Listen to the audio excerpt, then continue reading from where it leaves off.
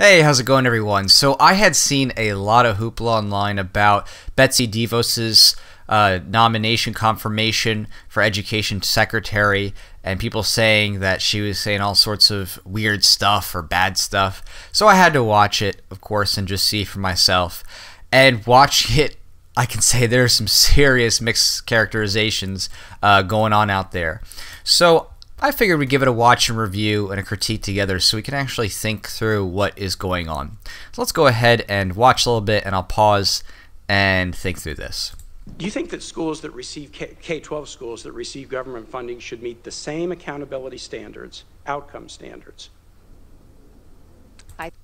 Now, before she even answers, we should keep in mind that Senator Tim Kaine is talking about outcome and accountability standards, but without saying who defines those things and what that means and who is in control of what accountability is.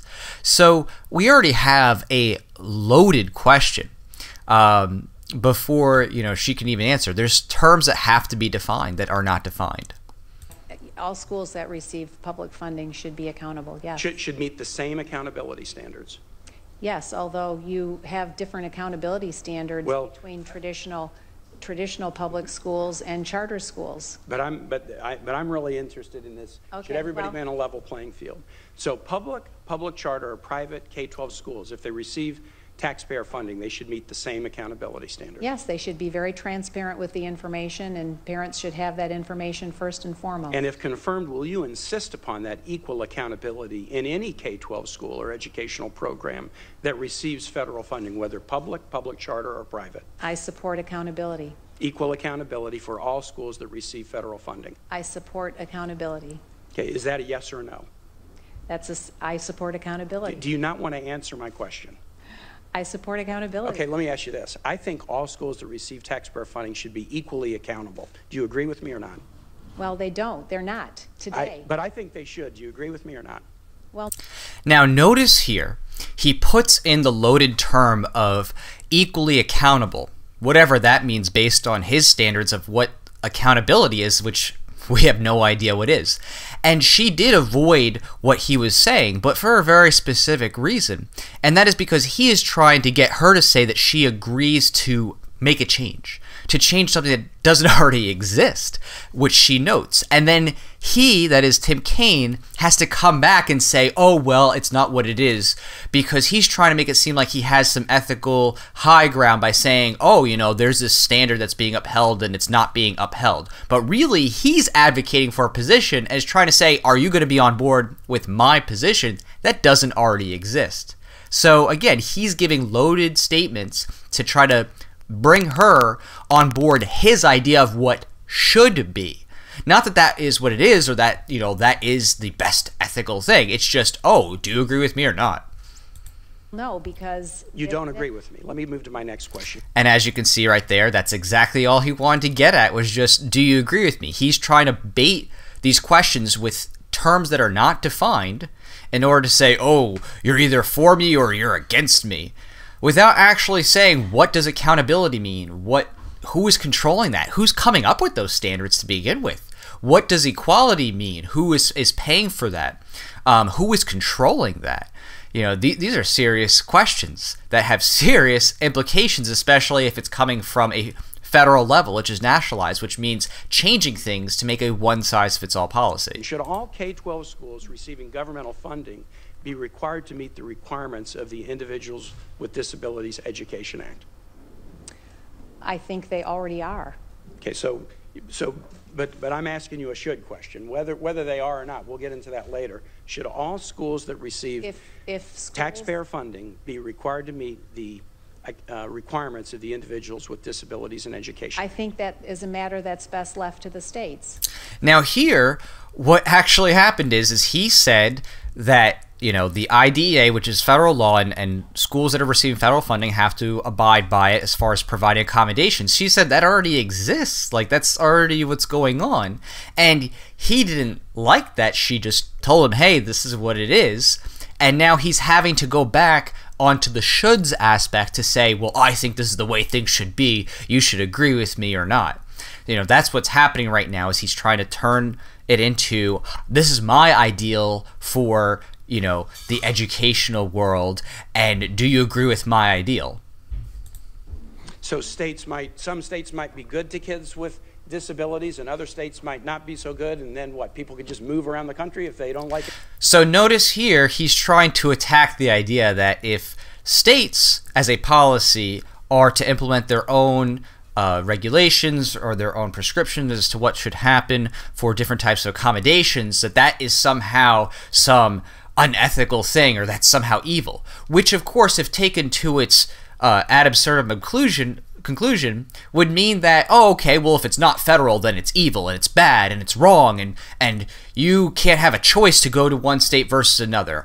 Only federal government law is good, and only federal government law is right and just. I mean, that's literally what he's saying. He's making a black or white issue. Either it's the one-size-fits-all policy of federal government, or it's the evilness of, oh, states could have different things, and then people have to move around if they're not getting accommodated the way that they like. So again, his idea is centralization of control and power. Her idea is saying, well, you know, my should is leaving it up to the states. But that's being left off the table as a discourse, because he's just trying to take a virtue signaling high ground of saying, well, if it's not one size fits all mandated from the federal government, then it must be evil. Other kids are being treated? I think that's an issue that's best left to the states. What about the federal requirement? It's a federal law, the Individuals with Disabilities Education Act. Let's limit it to federal funding. If schools receive federal funding, should they be required to follow federal law, whether they're public charter, or private?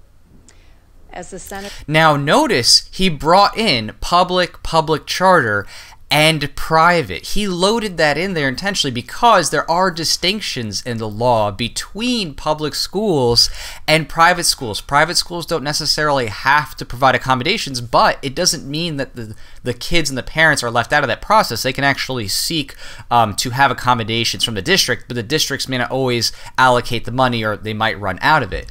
But again, he's trying to bring in a change of his own policy that doesn't exist. He has loaded the question and is trying to bait Betsy DeVos into his policy changes as he sees fit, even though it's not what is.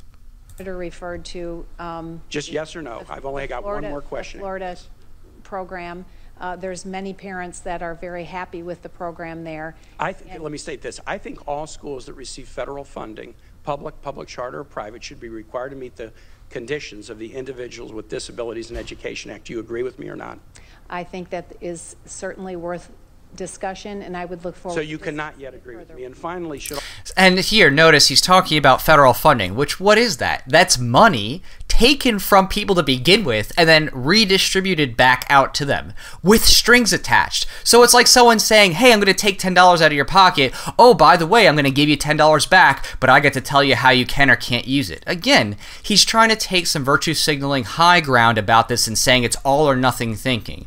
Either it's the federal government and that's the only ethical way, because, I don't know, states couldn't possibly make better things than the federal government. It's impossible for charter schools, other kinds of schools to come up with better ways of doing things. It's only if the federal government does it, then it's just, then it's right, then it's the most ethical thing. Again, that's what he is positing, and that is the pernicious lie that he is seeping in to the discourse that a lot of people are missing. All K-12 schools receiving governmental funding be required to report the same information regarding instances of harassment, discipline, or bullying if they receive federal funding. I think. Again, who defines these things? There's no who is saying what is harassment? Who is saying, you know, what is bullying? Right? They're trying to say, let's unify these standards and then make everybody sit there and report it back. So again, he should be at least defining these terms to give a semblance of what it is that you're agreeing to, but he's putting loaded words down and trying to just say, hey, I think this is how things should be run, and you should agree with me. Otherwise, I'm going to virtue signal and say, you know, I have the ethical high ground and you just want, you know, all kids to suffer and die or whatever, basically is what the connotation sounds like in his tone of voice and in his facial expressions. That federal funding certainly comes with strings attached. I think all such schools should be required to report equally information about discipline, harassment, or bullying. Do you agree with me or not? I would look forward to reviewing that provision. If it was a court, I would say to the court, let the judge instruct the witness to answer the question. It's not a court. You're not under oath or you're not under a subpoena, but you're trying to win my vote. Thanks, Mr. Chair. All right. So, again, it's really not surprising here. You know, this is not saying that Betsy DeVos is some sort of angel or that she's doing anything right or good. I really just wanted to get to the root of the nature of the questions, because whenever I see a lot of people saying, you know, these types of critiques where they're like, this is astonishing or this is appalling with someone's responses, I always am like, let's go take a look and see what was actually said. Again, she's trying to avoid sticking to his loaded definitions and loaded policies, things that don't even exist in the law, that he would have to actually advocate to be changed. It would have to be a change from what is, especially as to bringing in the nature of like private schools into accommodations.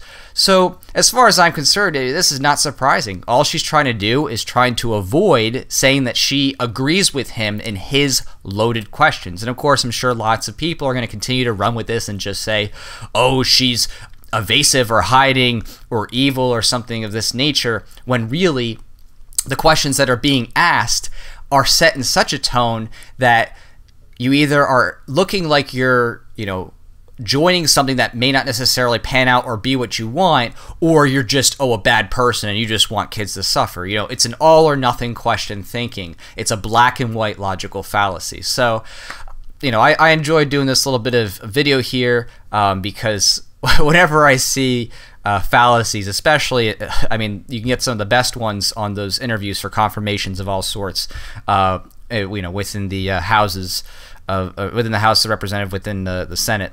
So, you know, it's just another example of mainstream news manipulation. All right, everybody, I will talk to you all later.